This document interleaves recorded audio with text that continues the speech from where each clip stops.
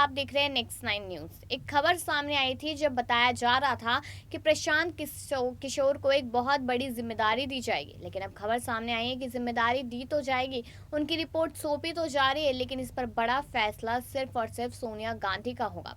जी हाँ, बता दें कि प्रशांत किशोर ने 2024 में आम चुनाव को लेकर कांग्रेस के समक्ष एक प्रेजेंटेशन पेश किया था। इसको लेकर कांग्रेस अध्यक्ष सोनिया गांधी ने एक समिति बनाई थी और इस समिति में एक रिपोर्ट भी सौंपी गई थी।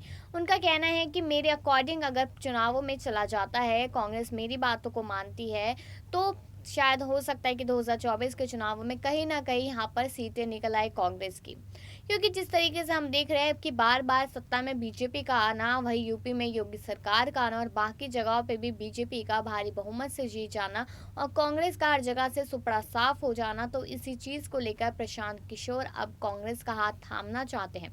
तो चलिए इस रिपोर्ट में जानते हैं कि आखिरकार यह सोनिया गांधी किस तरीके का फैसला ले सकती है और प्रशांत किशोर ने क्या कुछ करने की कोशिश नहीं की।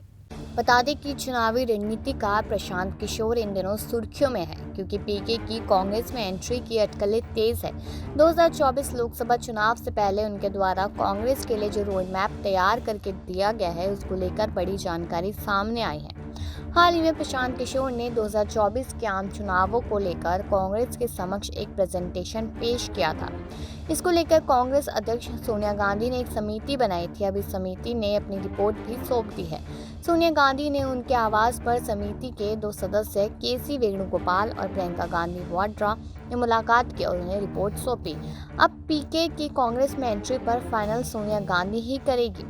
समिति की कांग्रेस प्रियंका गांधी वाड्रा ने मुलाकात की और उन्हें रिपोर्ट सौंपी। अब पीके की कांग्रेस में एंट्री पर फाइनल सोनिया गांधी ही करेगी।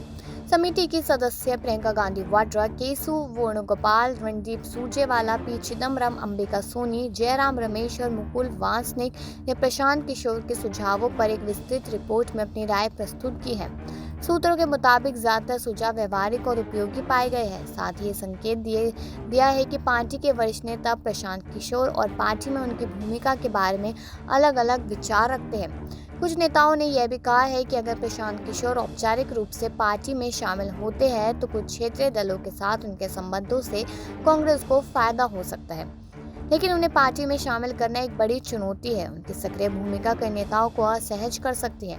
राजस्थान के सीएम अशोक गहलोत ने कहा था कि पीके एक ब्रांड बन गए हैं, उनके जैसे और नाम भी है। पीके का नाम बड़ा हो गया इसलिए चर्चा में आ गए हैं। अगर उनका अनुभव काम आता है तो विपक्ष को एकजुट करने में तो निश्चित ही विचार किया जाएगा। वही वरिष्ठ नेता शशि थरूर ने कहा था कि 2024 लोकसभा चुनाव से पहले देश में एक मजबूत विपक्ष होना चाहिए और उनके जुड़ने से चीजें बेहतर होगी तो अच्छा है। तो वही जैसे कि आपने इस रिपोर्ट में सुना है कि प्रशांत किशोर लगातार सोनिया गांधी से, लगातार राहुल गांधी से मिलने की कोशिश कर रहे हैं और राहुल गांधी से तो वो मिलते ही रहते हैं और उन्हें कांग्रेस की कमान संभालने के लिए भी बहुत कुछ बताया है। बता दें कि प्रशांत किशोर का नाम बड़ा हो गया है इसलिए चर्चा में आ गए हैं। अगर उनका अनुभव काम आता तो विपक्ष को एकजुट करने में तो निश्चित ही विचार किया जाएगा।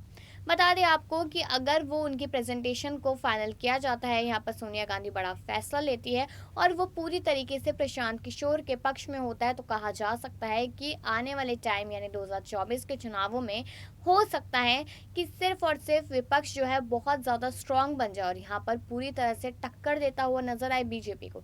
लेकिन आपको क्या लगा, ये खबर सुन के अपनी राय ज़रूर दीजिएगा और बाकी खबरों के लिए बने रहिए नेक्स्ट 9 न्यूज़ पे।